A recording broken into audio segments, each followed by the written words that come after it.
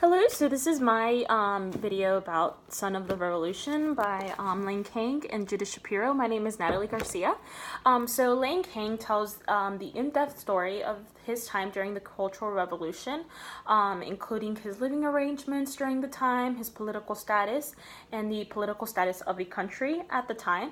And so a little bit about him was that he was born in 1954 in Changsha, Henan Province. Another important character in the book is Chairman Mao. He was born a little bit before Lang Kang. He was born in 1893 in Shaoxing, Henan Province.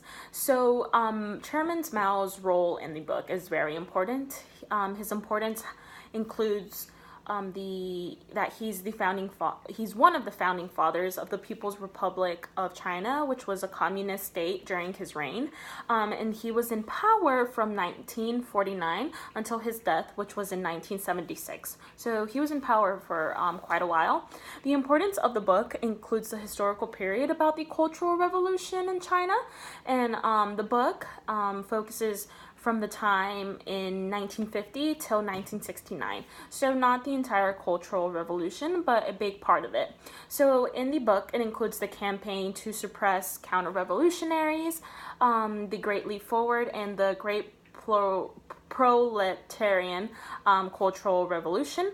So starting with the campaign to suppress cultural counter-revolutionaries, the immediate start of suppressing counter-revolutionaries was implemented by Mao to start converting the ideology of communism to every Chinese citizen. So that was something that he was very dead on, and something that he wanted for all citizens to believe.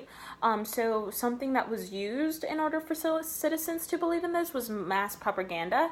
That was used a lot during the time of the Cultural Revolution, and many citizens would see it. So that was used, and also threats of punishment and death were used as well for citizens to believe in what the country believed, in order for them to get into the same ideology as the country wanted them. So this group of people, including businessmen and intellectuals and people who didn't quite believe in the ideology of communism, they were actually executed because they didn't believe in what the country wanted them. So that was their consequence.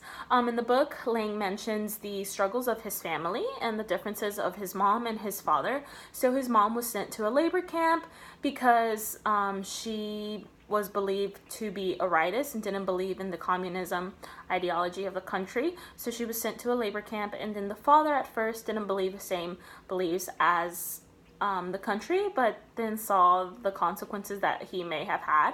So he then believed more into the communism and actually wanted to become a party member of the Communism Party.